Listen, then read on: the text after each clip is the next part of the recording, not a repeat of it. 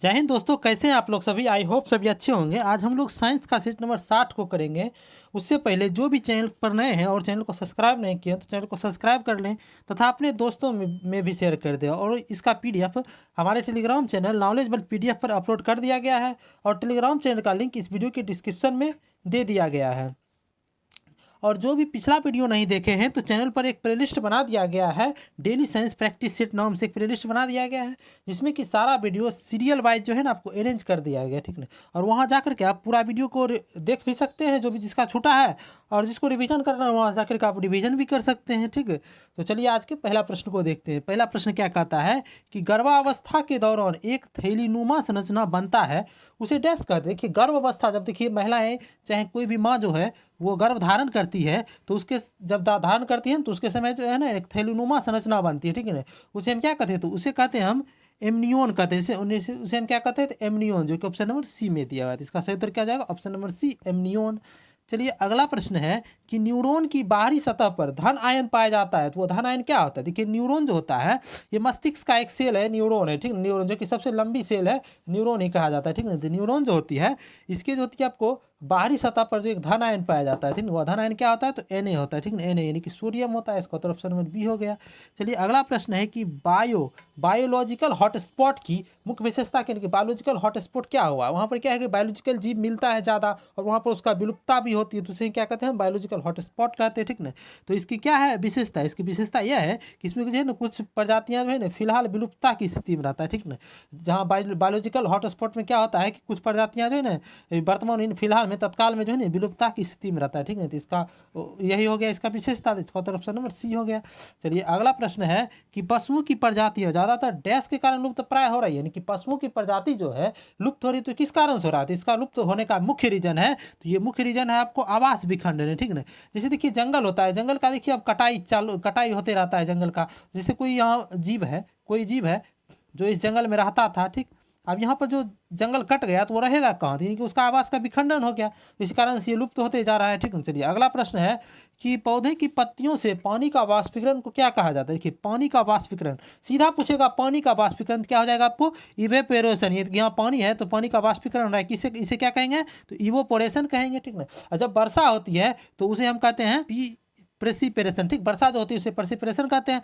जब पौधे जब वाष्पीकरण करते हैं तो इसे क्या कहा जाता है, ट्रांसपायरेशन कहा जाता है, ठीक है। तो ट्रांसपायरेशन कहा जाता है इसको। तो इसका उत्तर ऑप्शन नंबर ए हो जाएगा।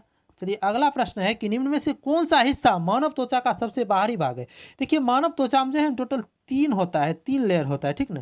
देखिए पहला लेयर जो होता है, इस पहला लेयर को कहा जाता है आपको इपिडर्मिस,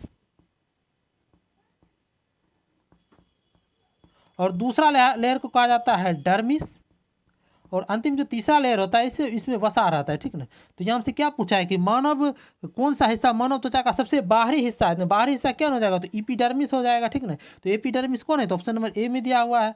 चलिए अगला प्रश्न है कि सिलिका घुलनशील है किस में। देखिए हम जानते हैं कि कांच जो होता है, कांच जो है किस में, HF में घुलनशील है, ठीक। HF में घुलनशील है, HF के द्वारा ही कांच पर जो है ना लिखा जाता है, ठीक ना। और जो सिलिका क्या है कि ये कांच का जो है मुख्य अवयव है, ठीक ना। कांच का मुख्य अवयव क्या है, तो यह आपको सिलिका है, ठीक।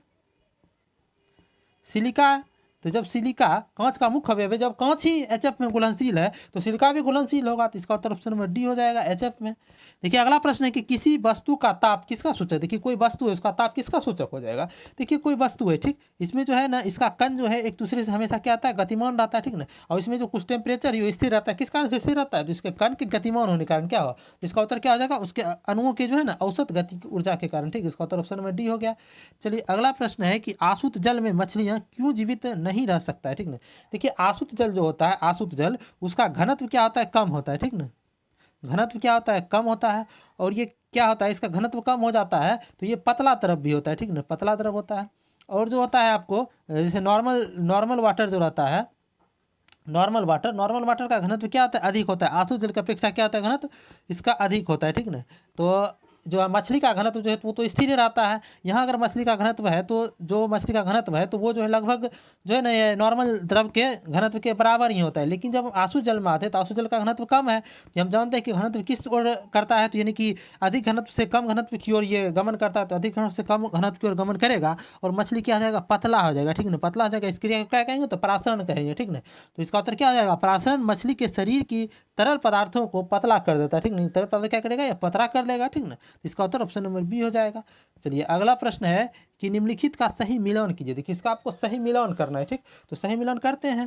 देखिए पेट्रोलियम ईथर है, ठीक ना, पेट्रोलियम ईथर जो है इसका यूज क्या किया जाता है, तो ये पेट्रोलियम ईथर का यूज किया जाता है आपको ड्राई क्लीनिंग में विलायक के रूप में पेट्रोलियम ईथर का प्रयोग किया जाता है। अब है पैराफिन मोम, ठीक है, तो पैराफिन मोम का प्रयोग किया जाता है आपको मरहम और कॉस्मेटिक में। मरहम जो लगा जाता है और कॉस्मेटिक की सुंदरता वाला जो होता है क्रीम उरीम, उसमें प्रयोग किया जाता है पैराफिन और मोम का, ठीक। अब है आपको एस्फाल्ट और कोक। एस्फाल्ट और कोक क्या है, सड़क के निर्माण में एस्फाल्ट और कोक का प्रयोग किया जाता है। अब जो गैसोलीन है, गैसोलीन क्या है, एक प्रकार का क्या ईंधन है, ठीक। तो इसका कौन सा हो जाएगा, देखिए पी का दो देखिए एक इसी में है, तो इसका ऑप्शन बी नंबर हो जाएगा। चलिए अगला प्रश्न है कि सही मिलान के पुनः सही मिलान है। देखिए अब है मरकरी। तो देखिए मरकरी जो है ये इसे क्या कहा जाता है, देखिए मरकरी जो है इसे इसका प्रयोग जो मैनोमीटर में जो है मरकरी का प्रयोग किया जाता है। अब देखिए जर्मेनियम क्या है, तो जर्मेनियम क्या है, आपको सेमी कंडक्टर है, ठीक। तो जर्मेनियम क्या हो गया, आपको सेमी कंडक्टर हो गया।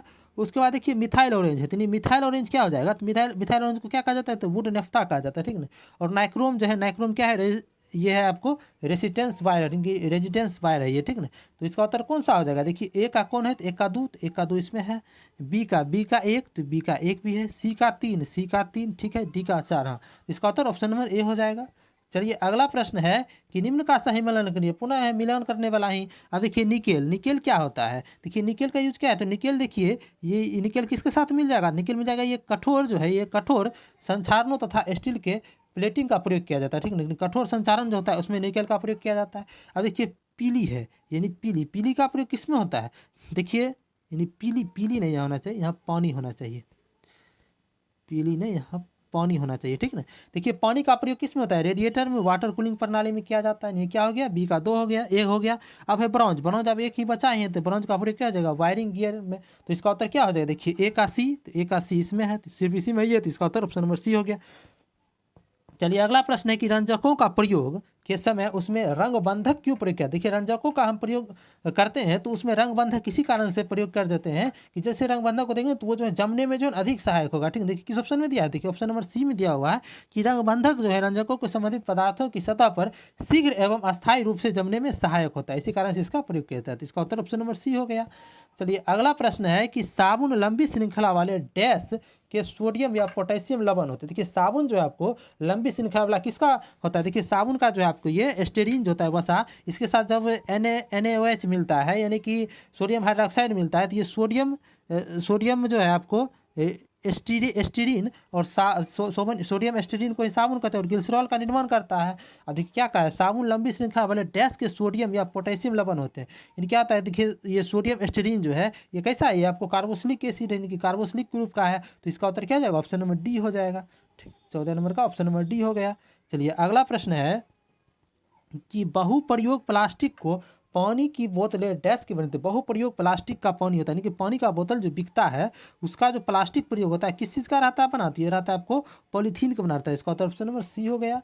देखिए अगला प्रश्न है कि साबुन का उत्पादन होता है कैसे। देखिए साबुन का उत्पादन होता है आपको एस्टेरीन वसा है, जिसे हम क्या कहते हैं, इसे हम कहते हैं ट्राइग्लिसरॉल, ठीक, ट्राइग्लिसराइड, ठीक, ट्राइग्लिसराइड इसे कहते हैं, ठीक ना। जब ये जो आपको सोडियम हाइड्रोक्साइड से अभिक्रिया करता है तो ये क्या बना रहता है, तो साबुन और ग्लिसरॉल का निर्माण करता है। देखिए कैसे बनाती है, बना है आपको ग्लिसरॉल के साथ क्षार के साथ। देखिए ये ग्लिसरॉल, ये ट्राइग्लिसरॉल है एक तरह से, ये ग्लिसरॉल ही हुआ, तो ग्लिसरॉल के साथ किसका क्षार का प्रक्रिया हो गया तो साबुन बन गया, इसका उत्तर ऑप्शन ए हो गया। चलिए अगला प्रश्न है कि निम्न में से कौन सा साबुन का एक सह उत्पादक है। सह उत्पादक मतलब क्या हुआ, साबुन के साथ साथ जो है ना इसका उत्पादन हो गया, तो किसका उत्पादन हो गया, तो ग्लिसरॉल का हो गया, जिसे हम ग्लिसरीन भी कहते हैं। इसका उत्तर ऑप्शन नंबर सी हो गया।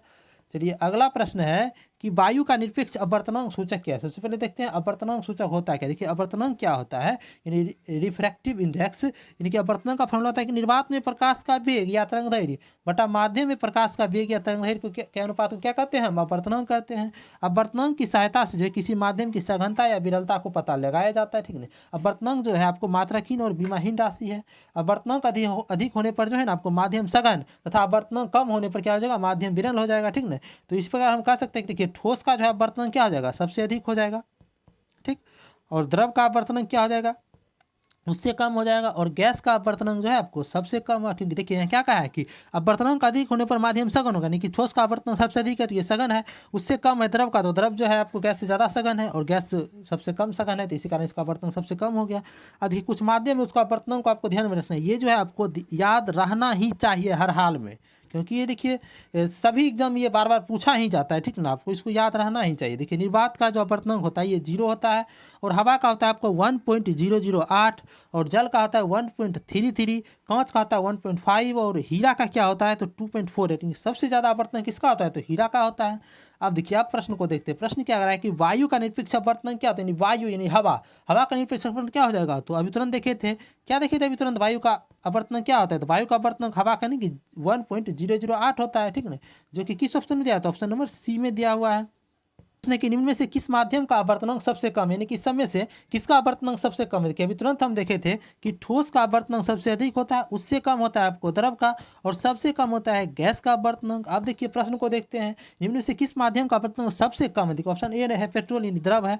देखते हैं आप आगे बढ़ते हैं, तेल भी द्रव है, दोनों का अपवर्तनांक सेम ही हो गया। और हीरा देखिए ठोस, इसका अपवर्तनांक। हवा देखिए हवा क्या एक प्रकार का गैस है, तो इसका अपवर्तनांक क्या होगा, सबसे कम हो जाएगा, इसका उत्तर ऑप्शन नंबर सी हो गया। चलिए अगला प्रश्न है कि खाना पकाने के बर्तनों के गुणों का निम्न में से कौन सा गुण सर्वाधिक वांछनीय है, मतलब कि ये सबसे उपयुक्त खाना बनाने का बर्तन में कौन सा गुण होना चाहिए, ठीक है। देखिए इसमें क्या हो जाएगा कि इसका जो है ना आपको उच्च विशिष्ट ऊष्मा, इसका क्या होना चाहिए आपको निम्न विशिष्ट ऊष्मा तथा उच्च तापीय चालकता होनी चाहिए। निम्न विशिष्ट ऊष्मा होने की वो अपने पास जो ऊष्मा का कम ग्रहण करे, ठीक ना, और उसका तापीय चालकता अधिक होना चाहिए, क्योंकि ताकि तापीय चालकता अधिक होगा ताकि जो है ना वो ऊष्मा को तेजी से जो है ना एक छोर से दूसरे छोर तक भेज देगा, ठीक ना। इसका उत्तर क्या हो जाएगा, ऑप्शन नंबर बी हो जाएगा, ठीक। चलिए ये आज का अंतिम प्रश्न था। जो भी चैनल को सब्सक्राइब नहीं किया वो चैनल को सब्सक्राइब कर लें तथा अपने दोस्तों में भी शेयर कर दें, और जो भी पिछला वीडियो नहीं देखे चैनल के प्लेलिस्ट में जाकर के पिछला वीडियो देख लें। और चैनल पर जो है आपको डेली साइंस प्रैक्टिस सेट नाम से एक प्लेलिस्ट बना दिया गया है, जिसमें जो आपको सारा वीडियो जो है ना आपको सीरियल वाइज अरेंज कर दिया गया है, ठीक है। आप चैनल के प्लेलिस्ट में जाकर के पिछला वीडियो देख सकते हैं, और जिसको रिवीजन भी करना है तो वो चैनल के प्लेलिस्ट में जाकर रिवीजन भी कर सकते हैं। और इसका पीडीएफ जो है हमारे टेलीग्राम चैनल नॉलेजबल पीडीएफ पर अपलोड कर दिया गया है, और टेलीग्राम चैनल का लिंक इस वीडियो के डिस्क्रिप्शन में तथा कमेंट बॉक्स में भी पिन कर दिया गया है। आई होप सभी को सारा प्रश्न अच्छे से समझ में आया होगा। चलिए वीडियो में अंत तक बने रहने के लिए धन्यवाद। मिलते हैं अगले वीडियो में।